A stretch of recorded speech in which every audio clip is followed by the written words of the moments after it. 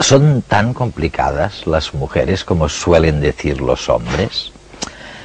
Bueno, complicadas no sé, pero la ciencia está sugiriendo que son algo distintas los unos de los otros. Para empezar, por ejemplo, el impacto de la ansiedad, del estrés en las conductas de los hombres y de las mujeres es distinto.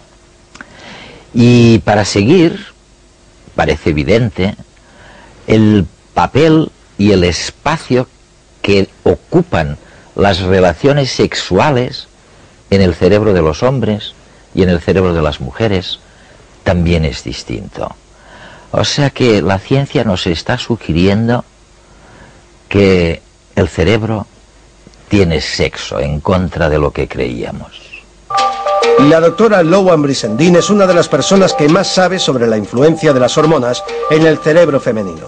En el Centro Específico para Mujeres que dirige en San Francisco, lleva años investigando y tratando los cambios de humor, la ansiedad o las disfunciones sexuales asociadas a los niveles hormonales.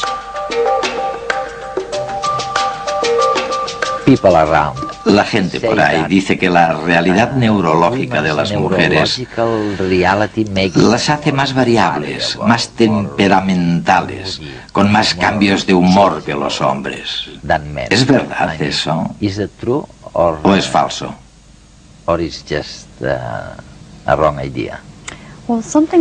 A veces es importante recordar que todos empezamos en el momento de la concepción hasta las 8 semanas de vida fetal con circuitos cerebrales de tipo femenino. Aunque las mujeres tengan genéticamente cromosomas sexuales XX y los hombres XY, genéticamente somos distintos, pero los circuitos cerebrales son los mismos hasta las 8 semanas de vida fetal, cuando los diminutos testículos del feto masculino empiezan a liberar enormes cantidades de testosterona que impregnan los circuitos cerebrales con testosterona y los transforman del tipo femenino al tipo masculino. De esta manera, por ejemplo, el centro cerebral que denominamos técnicamente la zona del impulso sexual dobla su tamaño en el cerebro masculino. Y por supuesto, cuando nacemos todos tenemos o bien circuitos masculinos o bien circuitos femeninos, lo que significa que ciertas zonas del cerebro masculino son más grandes. Como el cerebro femenino no se ha visto expuesto a tanta testosterona, las niñas nacen con circuitos femeninos en los que algunas zonas son más grandes y otras más pequeñas que en el cerebro masculino. Luego veremos de qué zonas se trata. Pero es fantástico pensar que, como dices, todos los fetos, todos los embriones, al principio son femeninos. A no ser que pase algo a partir de la 8ª semana. Y tú dices que pasa algo. Sí, pero bueno, en los hombres con cromosoma Y, el feto acaba teniendo un gen denominado SRY, que es el gen responsable de la masculinidad, por así decirlo, y luego los testículos incrementan las células que fabrican la testosterona. De modo que sí, todos los científicos saben ahora que la forma biológica por defecto en la naturaleza es la femenina. Exacto. Sí, más o menos hasta las 8 semanas, los embriones de niños y niñas son idénticos a nivel morfológico y cerebral. Sin embargo, el sexo genético de un ser humano queda determinado por los cromosomas sexuales en el mismo momento de la fecundación. Hola, me llamo Eva, soy un bebé. En este caso es una niña y se llama Eva. La vamos a acompañar en sus primeros pasos como ser humano, mujer. Veremos cómo distintos factores internos y externos afectan a su vida y a su diferenciación sexual en el viaje que la lleva de niña a mujer.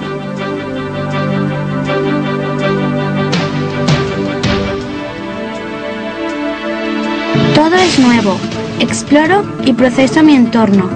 Me muevo y juego. Aprendo. Si os fijáis, si no miramos sus genitales, son exactamente iguales y no podemos distinguir cuál es el niño y cuál es la niña. Pero en cambio sabemos que tienen, según qué habilidades, son más frecuentes en un sexo o en el otro. Por ejemplo, el lenguaje en general, las niñas son más precoces que los niños. Y quizás en lo que son habilidades manuales, pues tienen más facilidad los niños que las niñas.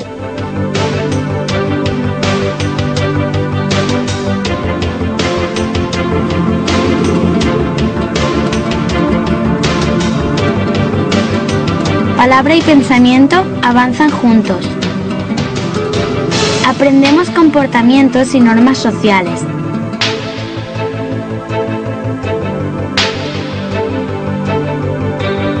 Además de las diferencias biológicas entre niños y niñas, la familia, la escuela, la televisión y los juguetes desempeñan un papel determinante a la hora de transmitir los roles diferenciados entre sexos. De los 6 a los 12 años ya se aceptan los roles de género y se busca un lugar entre amigos del mismo sexo. Soy Eva. Nos veremos otra vez en la pubertad. Hasta luego. En cierto modo, lo que sugieres es que el cerebro femenino, ahora lo aceptamos, nos ha costado mucho tiempo asumirlo, se debe básicamente a flujos de hormonas que de repente aparecen, una hormona en lugar de otra. ¿Sería esta la diferencia? ¿Es esta la diferencia básica realmente, lo que nos hace distintos? De hecho, lo que sabemos es que el cerebro de hombres y mujeres es muy similar. Compartimos, por supuesto, más del 99% de nuestro ADN, y los genes son iguales en hombres y mujeres. Pero las mujeres tienen 2 X, y los hombres solo tienen una X, y por supuesto el pequeño cromosoma Y, que sin embargo es el responsable de las diferencias en todas las células del cuerpo. Una persona tiene genes masculinos o bien femeninos. Es importante saberlo porque de ahí surgen algunas de las diferencias en los circuitos cerebrales que justo ahora empezamos a entender. Y todos nosotros al nacer tenemos circuitos neuronales masculinos o femeninos. Además de eso, hay un periodo muy interesante que denominamos pubertad infantil. Tras el nacimiento, la testosterona en los bebés de sexo masculino aumenta muchísimo durante los primeros 6 o 9 meses.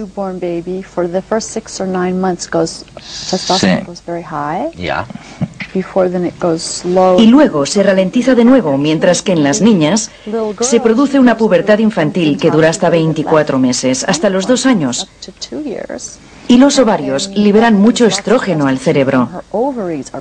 Es un periodo nuevo del que todavía no sabemos muchas cosas, sobre todo en lo referente a las consecuencias conductuales.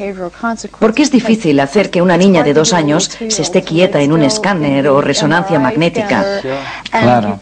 No se puede. Podemos hacer que se duerma, pero no podemos observar su cerebro haciendo nada distinto.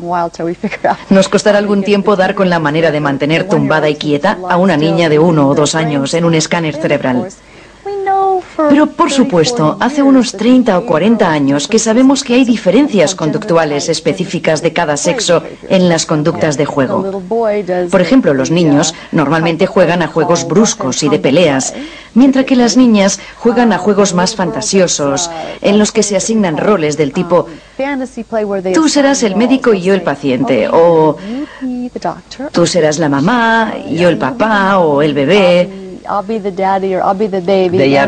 Son capaces de ponerse en el lugar del otro, ¿no? Tienen juegos fantasiosos. Los niños también, pero su fantasía es más bien del tipo soy un superhéroe que lucha contra el enemigo, ya sabes. Y eso a pesar de que en mi generación, las feministas que estudiamos en los 70 en la Universidad de California, Berkeley, cuando teníamos 20 años, decíamos que les daríamos a nuestros hijos juguetes sin marcas de sexo. Y que por lo menos nosotras las mujeres queríamos criar a niños que fueran más sensibles. Ese era nuestro objetivo. Por supuesto, cuando mi hijo tenía 4 años, le di una Barbie, una de esas muñecas con las piernas tan largas, pero le arrancaba las piernas y las usaba como lanzas. en lugar de jugar con ella. Y los distintos juegos por sexos surgen en todas las culturas. En todos los lugares del mundo hay constancia de distintas conductas de juego en niños y niñas. Y al parecer también reaccionan de un modo distinto a las caras, a las expresiones. Sí, es uno de los temas interesantes que empezamos a estudiar en la pediatría del desarrollo o la psiquiatría infantil. Analizamos a niños y niñas muy jóvenes para ver hasta qué punto reaccionan de una manera distinta en muchos aspectos. Antes de que la cultura haya entrado. Sí, una de las cosas que es importante recordar en lo referente a la cultura, al eterno debate entre lo innato y lo adquirido, es que en mi universidad, la Universidad de California, San Francisco, hace unos 15 años, Michael Merzenich hizo un experimento con cerebros de monos y descubrió cuáles eran las neuronas que controlaban el dedo índice. Registró lo que sucedía con esas neuronas y luego extirpó el índice a algunos monos y en 2 semanas las células de ese dedo ya estaban reasignadas. En 2 semanas y controlaban el dedo corazón.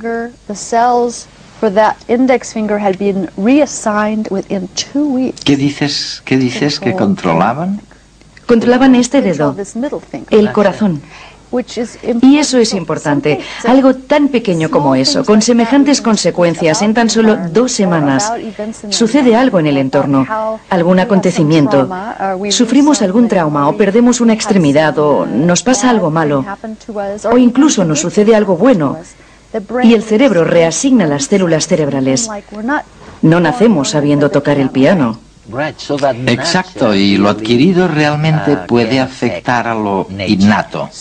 Lo adquirido se plasma en los circuitos cerebrales. Increíble, ¿no? El debate sobre lo innato y lo adquirido está, por tanto, muerto. Lo innato y lo adquirido son en realidad lo mismo. Toda la conducta procede del cerebro y el entorno, los cambios en lo adquirido, se codifican en realidad en las células del cerebro.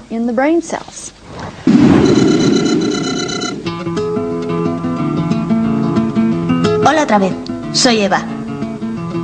Estoy en plena pubertad y... ¿qué queréis que os diga? Esto es insoportable. En algún momento, entre los 8 y los 14 años, por el efecto de las hormonas hipotalámicas situadas en el cerebro, empieza la pubertad y se producen los cambios que, en primer lugar, se produce un aumento de la talla, un aumento del peso corporal, empiezan a crecer las mamas, se desarrolla el vello a nivel de las axilas y del pubis y finalmente viene la primera regla, que se llama también menarquía.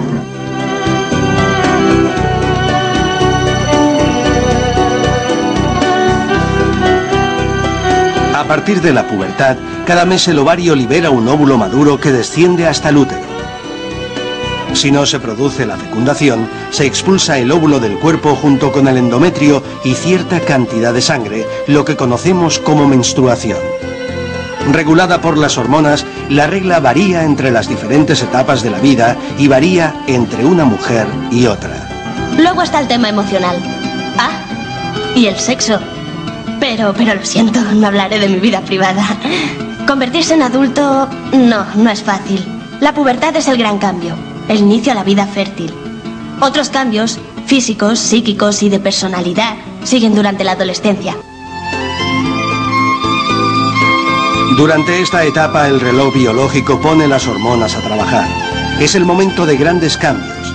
Pero no todos los cambios llevan el mismo ritmo. Por eso, en la adolescencia las emociones están a flor de piel. La culpa la tiene la descoordinación entre diferentes zonas del cerebro. La amígdala, el detonante de todas nuestras emociones, está en plena efervescencia. Mientras que el córtex prefrontal, implicado en el control racional, todavía no ha madurado completamente y no puede asumir el incremento de tráfico procedente de la amígdala. Este desajuste explica el comportamiento impulsivo de los adolescentes. Luan, si suponemos, y a veces es difícil suponerlo, que hay partes específicas del cerebro consagradas a actividades específicas, a campos concretos o a conductas determinadas. De tu investigación se desprende que las zonas del cerebro destinadas a la actividad sexual, a las relaciones sexuales o a la agresividad, son mayores en el cerebro masculino, mucho mayores, mientras que las destinadas a escuchar, el oído, por ejemplo, ¿y a qué más?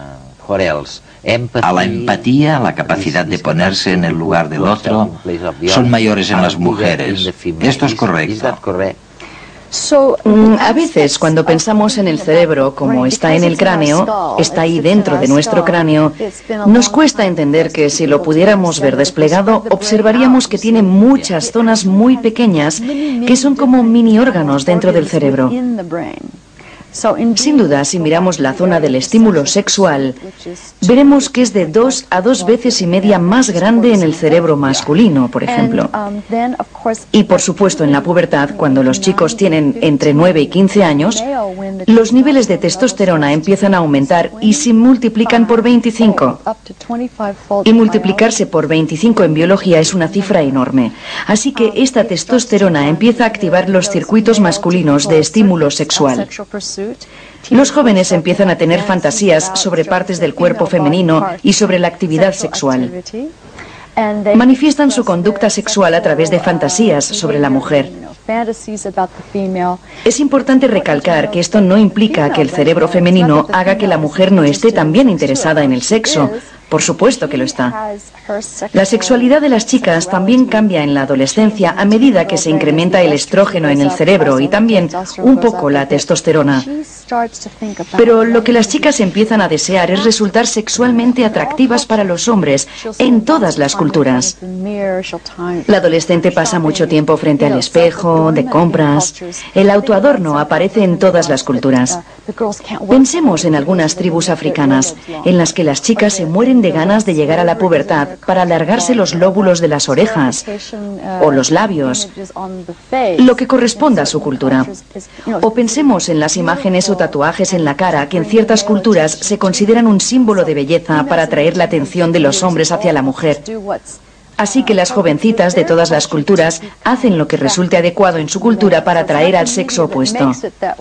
No es que lo provoquen los medios de comunicación. Los medios de comunicación nos inundan de imágenes que nos instan a ser atractivas, pero estos circuitos son naturales en el cerebro femenino para expresar la sexualidad, especialmente antes de la ovulación. Ese es el momento en el que las mujeres coquetean más para intentar atraer el interés de los hombres hacia ellas. A veces las propias mujeres no se dan cuenta, o tal vez sí, tal vez se percaten de que se ponen un poco más de pintalabios ese día o coquetean un poco más para intentar interesar a un hombre. El momento de mayor estímulo sexual de la mujer se sitúa en torno a 2 días antes de la ovulación. Así lo ha diseñado la madre naturaleza, para tentarnos a practicar el sexo y quedarnos embarazadas, para que haya esperma guardando cuando salga el óvulo.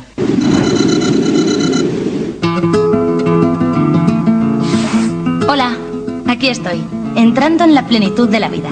Y ahora que por fin mi cuerpo ha dejado de cambiar y me siento independiente, adulta, descubro que el horizonte está en blanco. No hay mapa de carreteras. El camino lo marcas tú, tomando decisiones, enfrentándote a la vida, a los demás, a ti misma, a tus sueños y ambiciones, a tus miedos, al trabajo, a tu pareja, a tu suegra. Y algo que te parecía sencillo, tener un hijo, resulta que puede no serlo tanto. Porque ser madre no es un destino, es una decisión personal. Porque, ¿y si una vez decides tenerlo, no puedes? ¿Y si quieres esperar? ¿Hay un límite de tiempo? No hay una edad perfecta para ser madre. Elegir el momento adecuado para tener un hijo es una de las decisiones más importantes en la vida de la mujer. Bueno, mi primer embarazo. Estoy de 7 meses ya, ilusionada, estupenda, sobre todo ahora que ya no vomito por las mañanas, qué alivio. Todo el mundo me dice, Eva, qué guapa estás. Claro, con la piel tan tersa, el cabello brillante, todo genial. Y eso que tengo trastornos hormonales. Más sueño, más pipí, mareos. Debido a la secreción de progesterona, que es la hormona propia del embarazo, muchas mujeres debido a estas hormonas pues notan cambios en el apetito, notan cambios en el olfato, por ejemplo. Las mujeres embarazadas notan en general mucho más los olores que las mujeres que no están embarazadas. Incluso hay mujeres que se encuentran como en una situación ideal por el embarazo. No todas las mujeres sienten el llamado instinto maternal. ¿Tiene esto alguna explicación biológica? La verdad es que si existe no lo conocemos. Lo que sí vemos muy a menudo es esto, pues mujeres que siempre desde bien pequeñas han dicho que querían ser madres, otras que hasta una cierta edad no lo han empezado a demostrar, y mujeres que nunca en su vida han sentido el instinto maternal. En esto también tiene mucho que ver lo que es la educación y la sociedad, ¿no? Para las mujeres que quieren pero no pueden quedarse embarazadas, la maternidad puede convertirse en una obsesión. Actualmente, gracias a los avances de la ciencia y la tecnología, la mayoría de estas mujeres logran concebir el ansiado hijo. Gracias a la tecnología, también los futuros padres pueden seguir paso a paso y con gran detalle el proceso de formación de esta nueva vida.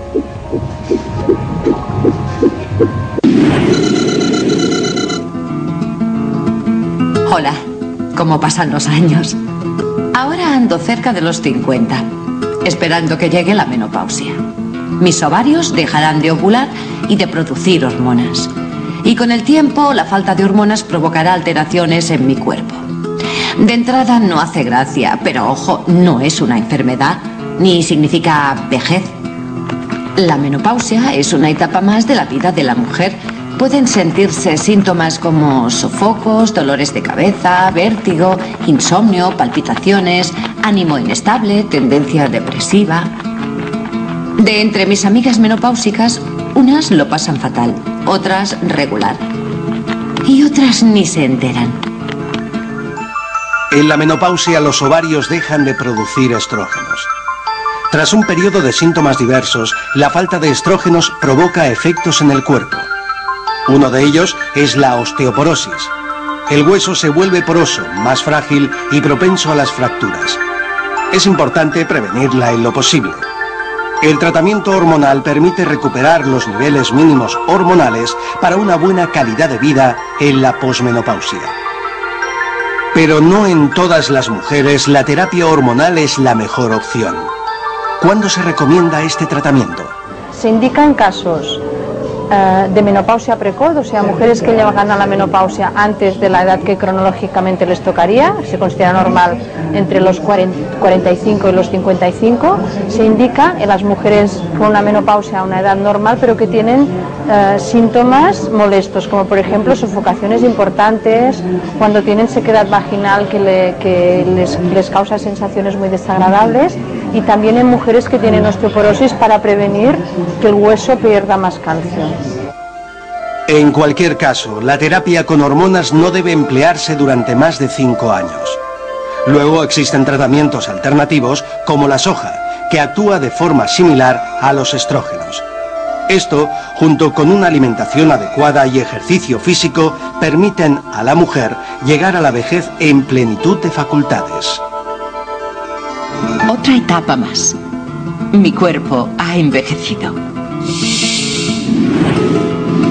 En realidad, empezó a envejecer en cuanto terminó su desarrollo. El aumento de la esperanza de vida en nuestra sociedad ha cambiado las perspectivas sobre esta etapa, que ahora llamamos longevidad. Más ciencia y más conocimiento nos permiten vivir mejor.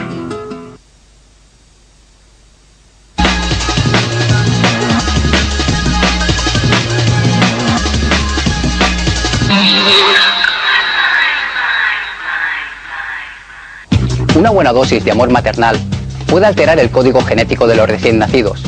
Según un estudio de la Universidad de McGill, en Canadá, el cambio provoca que las crías sean menos miedosas y sufran menos ansiedad en sus vidas. La investigación se ha realizado con ratas de laboratorio recién nacidas y madres que dedicaban más o menos tiempo a lamerlas y asearlas. Los científicos han observado que las crías que reciben los cuidados más intensos están mucho más calmadas. Esto es debido a que presentan cambios en la expresión de un gen que dirige la respuesta del cerebro ante el estrés. En concreto, la mutación provoca que haya más receptores de estrés en el hipocampo, un área del cerebro que forma parte del sistema límbico o emocional. Estos receptores reducen las respuestas del cuerpo ante situaciones estresantes. Estudios posteriores sugieren, además, que estas modificaciones genéticas se mantienen a largo plazo y pasan a las siguientes generaciones de ratas. Cuando llega la adolescencia, muchos padres se desesperan ante los continuos cambios de humor de sus hijos. Una investigación aporta nuevos datos que explican el porqué de este comportamiento adolescente. Científicos del Centro Médico Downstate, en Nueva York, han observado que la responsable de la ansiedad en la pubertad es la hormona THP. Este compuesto actúa habitualmente como un tranquilizante en determinadas áreas del cerebro al reducir su actividad. En individuos adultos se libera en respuesta a situaciones de tensión y produce un efecto calmante media hora después de la situación que generó el estrés. Según los resultados de la investigación, THP invierte su papel en la pubertad, aumenta la actividad de las mismas regiones cerebrales y desencadena un estado de ansiedad permanente. Si el adolescente está sometido a situaciones de estrés, esta angustia se incrementa ya que el organismo libera más THP. Sofocos, aumento de peso, depresión, son algunos de los síntomas de la menopausia. Una investigación realizada por científicos de la Universidad de Guelph, en Canadá, concluye que retrasar la menopausia reduciría los problemas de salud asociados a la edad. La insuficiencia ovárica que sufren las mujeres al inicio de la menopausia aumenta los problemas de salud propios del envejecimiento. Un equipo de científicos ha conseguido prolongar la actividad de los ovarios bloqueando el gen VAX, que controla la muerte de las células. Así han conseguido mejorar la calidad de vida en esta época. En el estudio han utilizado animales que no tienen una menopausia real, pero que sí pierden el funcionamiento de los ovarios a una edad avanzada. Como consecuencia, muestran complicaciones de salud similares a las de los humanos. Al inactivar el gen VAX, los animales llegan a una edad avanzada más delgados y con tasas más bajas de pérdida de pelo, osteoporosis, sordera o cataratas que los animales normales. El estereotipo de mujer actual, extremadamente delgada, no habría impresionado lo más mínimo a los hombres de la edad de piedra. Ellos las preferían con curvas y nalgas prominentes. Investigadores de la Academia de Ciencias polaca han descubierto 30 figurines femeninos de hace 15.000 años. El hallazgo se ha realizado en la aldea Wilczyce, en el centro del país. Se cree que este lugar era el campamento de otoño-invierno para diversas tribus de cazadores que realizaban estas esculturas en su tiempo libre. Ninguna de ellas tenía cabeza y sí unas nalgas muy prominentes. Pocas tenían pechos. Según los científicos, esta forma corporal podría representar los deseos de los hombres de la época y tal vez constituir una imagen espiritual. Las figuras, que se han preservado durante todo este tiempo en el hielo, forman parte de un conjunto de más de 10.000 objetos, entre los que hay huesos de animales, abalorios hechos con dientes de zorro y agujas.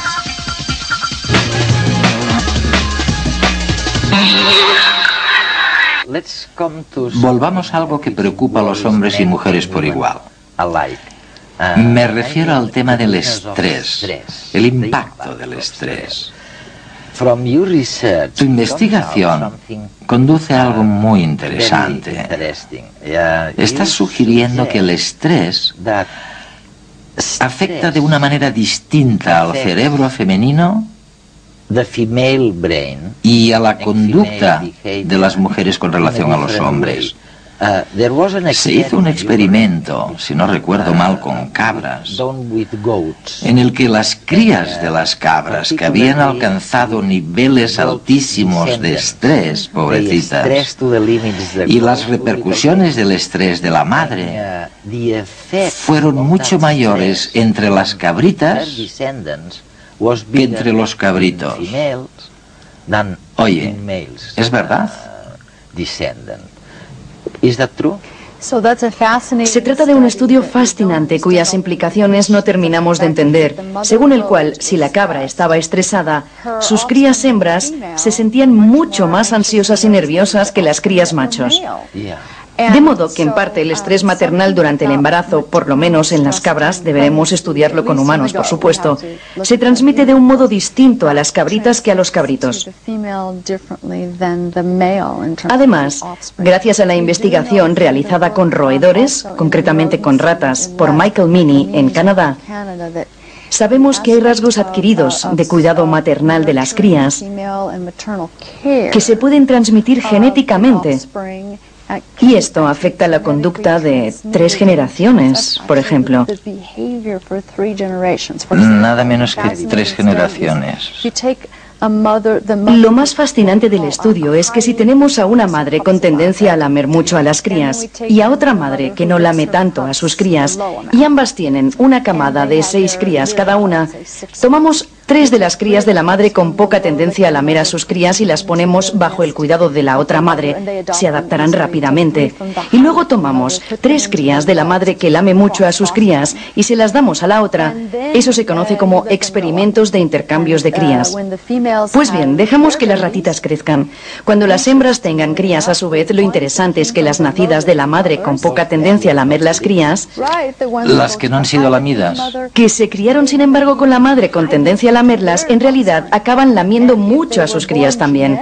Y las que nacieron genéticamente de una madre que lamía mucho a las crías, pero se criaron con una madre poco propensa a lamer a su camada, tampoco lamerán a sus crías. Increíble, ¿no? No seguirán a sus genes, no harán lo que les dicten los genes. Así que se trata de un descubrimiento interesante que sugiere que hay cambios reales en la metilación del ADN que se transmiten a las crías durante 3 generaciones. Hasta ahora hemos hablado de cabras y ratas, pero recordemos lo que sucede con las mujeres con este mismo tema. Se ha dicho, no sé si es verdad, que si los hombres están estresados o preocupados, siguen pudiendo hacer el amor, no pasa nada o no les pasa nada.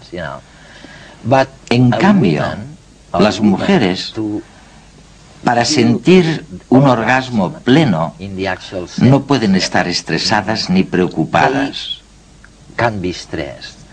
Si están ansiosas, tendrán muchas más dificultades para llegar al orgasmo en una relación sexual. Hay algo interesante relacionado con el hecho de que el estrés repercute de una manera distinta según el sexo de la persona.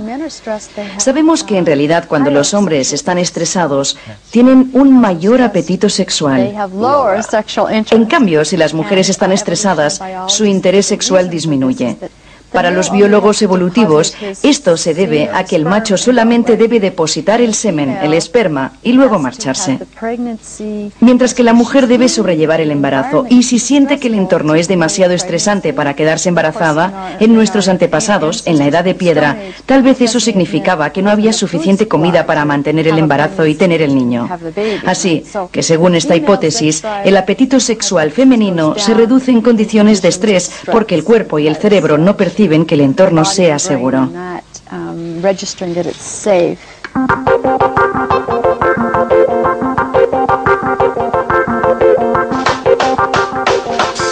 Teniendo en cuenta que en la mayoría de especies animales la cópula es rápida y efectiva, parece que la selección natural tiende a penalizar a los que experimentan placer y a favorecer a los eyaculadores precoces.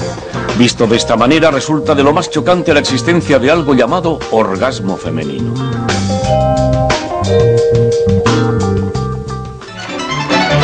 Está claro que las hembras humanas pueden tener orgasmos si encuentran un amante que posea cierta habilidad. Sin embargo, lo que no está tan claro es que los genitales femeninos hayan sido diseñados para la producción eficiente de orgasmos.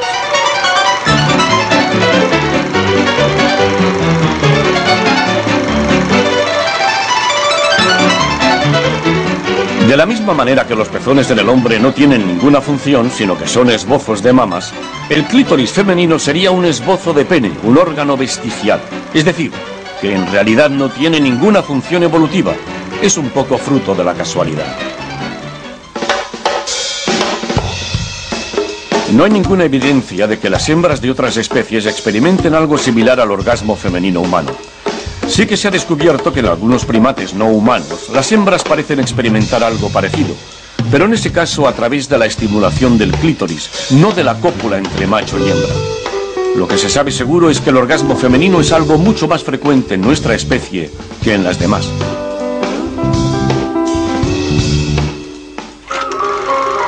Quizás lo que nos hace disfrutar del sexo mucho más que el resto de animales es que poseemos técnicas eróticas aprendidas. O sea que el orgasmo femenino podría ser más que un producto de la evolución biológica, un producto de la evolución cultural. Casi como saber leer y escribir. El placer clitorídeo sería comparable, pues, con la música o la poesía, una sofisticación humana sublime. Sin embargo, esto no quitaría que la selección natural le hubiese encontrado algún valor adaptativo. Por ejemplo, dado el intenso placer que comporta, es natural pensar que el orgasmo femenino pudo servir para motivar a las mujeres a copular, con lo que las que tenían esta capacidad se reproducían más y dejaban más descendencia. Esto explicaría su carácter ocasional. La hipótesis del premio Gordo afirma que las mujeres ancestrales que llegaban al orgasmo demasiado pronto habrían tenido que separarse de su compañero sin darle tiempo a eyacular.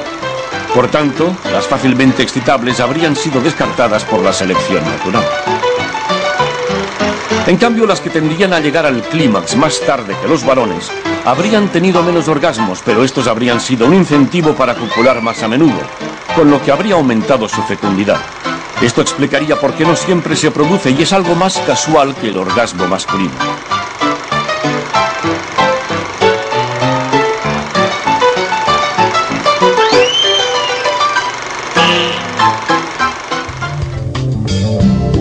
En otras palabras, la hipótesis del premio Gordo postula que la perspectiva del orgasmo incita a las mujeres a copular de la misma forma que un adicto a las máquinas tragaperras insiste una y otra vez en accionar la palanca con la esperanza de recibir una lluvia de monedas. Pero no solo eso, recientes estudios indican que en un coito con orgasmo femenino, los espermatozoides podrían penetrar con mayor facilidad al útero, por lo que la posibilidad de fecundación sería mayor. Esto daría ventaja a los varones capaces de conseguir que sus parejas lleguen al clímax a la vez que ellos. Otra idea que podría explicar el orgasmo femenino es que cuando se produce, la hipófisis libera oxitocina, una hormona relacionada con los sentimientos de la madre con respecto al hijo. Por tanto, también podría ayudar a aumentar la afectividad de la mujer hacia el hombre. Cabe decir que el cerebro masculino también se inunda de oxitocina durante el clímax, y este lazo emocional es importante para las crías, ya que el vínculo familiar es el que garantiza, hasta cierto punto, la supervivencia de los recién nacidos.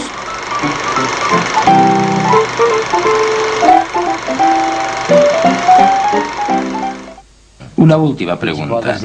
Seguro que preocupa a todos nuestros telespectadores, o por lo menos a la mayoría de ellos.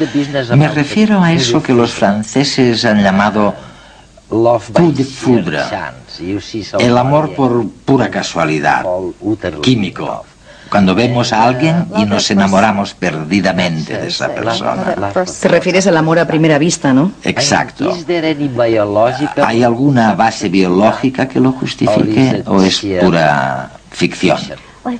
Me parece que el tema del amor a primera vista, de quien nos enamoramos o por quien nos sentimos sexualmente atraídos, es muy interesante en el estudio del cerebro. Sabemos, por ejemplo, y así lo han corroborado los estudios, que si vemos a alguien que físicamente es muy simétrico, o con movimientos corporales muy fluidos, se ha hecho un estudio nuevo en el que se observaba a varias personas bailar, por ejemplo. Resulta que si bailan de un modo muy equilibrado, eso es mucho más atractivo e interesante sexualmente para nuestro cerebro, que se activará más. Es habitual creer que el amor a primera vista pertenece a la esfera de la literatura fantástica, pero pese a todo puede activar partes muy específicas del cerebro que nos dicen: ¡wow! Fíjate. No se trata de algo que pienses, sino de algo que sientes. Es como una sacudida en el cerebro.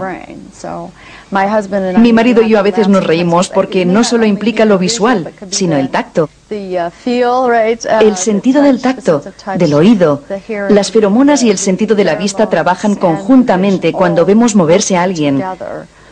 Porque no solo miramos su rostro, sino que observamos cómo se mueven todas las partes de su cuerpo. Así que hay una parte de todos nosotros que se siente especialmente atraída por esa persona, sea quien sea, por la que experimentamos atracción sexual. Porque está codificado biológicamente. De hecho, tú lo dices de una manera muy elegante. Dices algo así como: la biología es el destino. Es más destino de lo que solemos creer.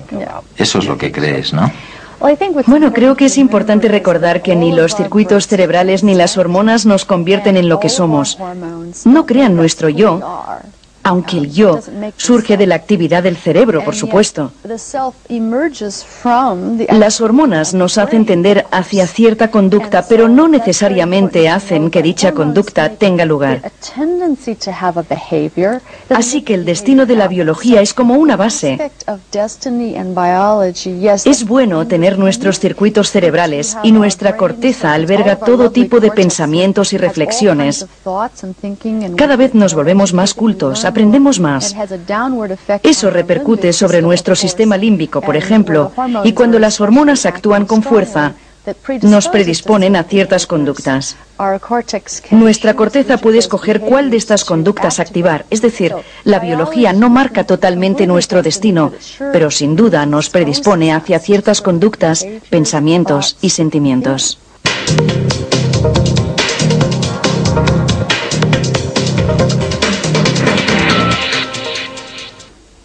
Hoy que estamos hablando del cerebro femenino, me pregunto por qué hay tantos grandes cerebros femeninos que han contribuido a la ciencia en el pasado y que son tan desconocidos.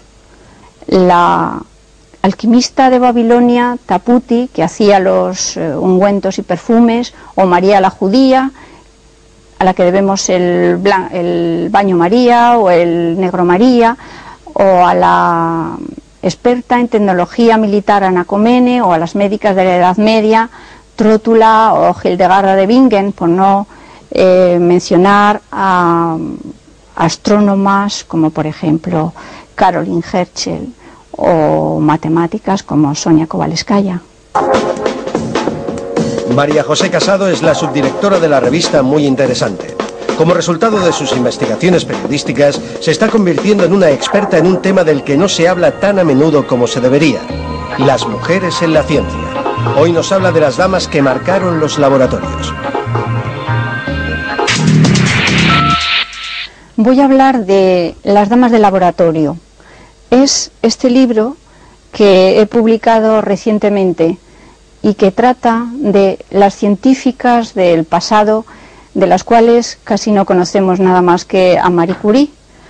Por ejemplo, hay grandes matemáticas desconocidas como la marquesa de Châtelet, que fue la amante de Voltaire, o como por ejemplo Sonia Kovalevskaya, que hizo grandes teoremas, o por ejemplo la española María Andrea Casamayor, por no hablar de físicas de la altura de Lise Meitner, que descubrió la fisión del átomo. El lugar que he escogido es la antigua Alejandría. Era una ciudad para mí mágica y realmente apasionante, porque tenía el faro, que era una de las maravillas del mundo antiguo. Era una ciudad rica, era el granero de Roma. Luego también tenía toda la gran biblioteca de Alejandría, que copilaba todo el saber de su época. Incluso los faraones registraban cada barco que pasaba por allí para copiar lo que llevaba. También tenía el museo, que era el primer centro de investigación científica universal. Y en este sitio privilegiado, pues por allí pasaron los grandes científicos, desde Euclides hasta Ptolomeo, y una mujer muy singular que era una sabia de la antigüedad, una matemática y astrónoma que se llama Hipatia de Alejandría. Ella recopiló el saber de su época y nos lo ha transmitido. Gracias a ella quizá la ciencia avanzó bastante más. Tenía tanto atractivo que era un auténtico crack, y esto despertó envidias de muchos de los alejandrinos, y acabó la pobre mujer, la mataron. Tengo conmigo un ábaco, que es uno de los inventos más antiguos del hombre para contar, después de los dedos.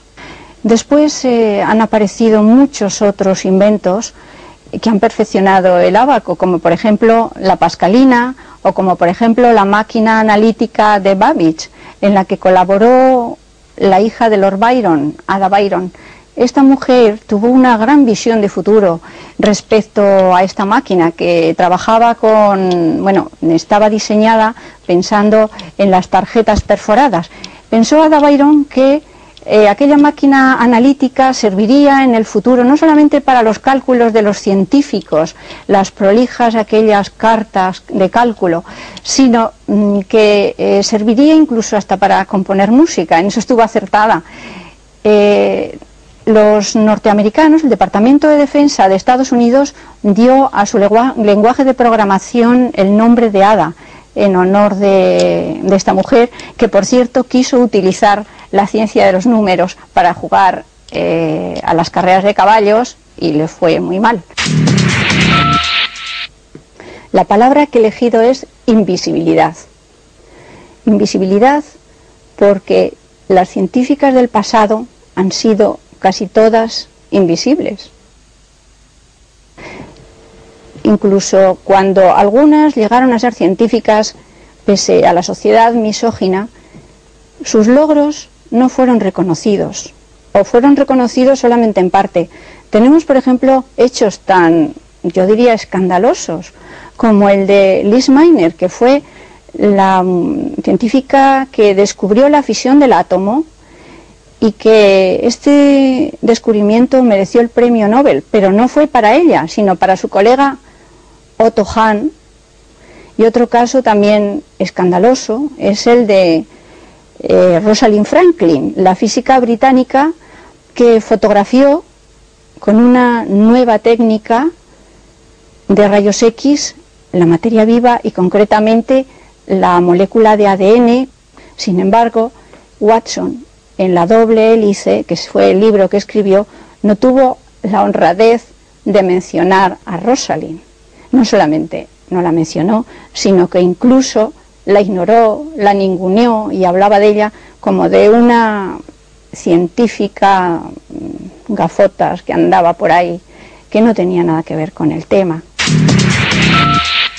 Sin embargo, hay una cosa que quiero destacar, y es que siempre ha habido algunos científicos o no científicos, hombres de gran talla, que en determinados momentos han sido la excepción y han reconocido el trabajo y han hecho visibles el trabajo de estas mujeres científicas. Y estoy hablando, por ejemplo, de Max Planck, que permitió a Liz Miner tener un protagonismo en una época en la que todavía era una cosa rara. O estoy hablando, por ejemplo, de Weierstrass, el gran matemático, y por supuesto estoy hablando de Pierre Curie, el marido de Madame Curie, que se negó a recibir el premio Nobel si no se hacía partícipe también a Marie. Me gustaría que estos grandes cerebros de las científicas del pasado ocupen por fin su lugar en la historia y tengan su visibilidad, la visibilidad que se merecen.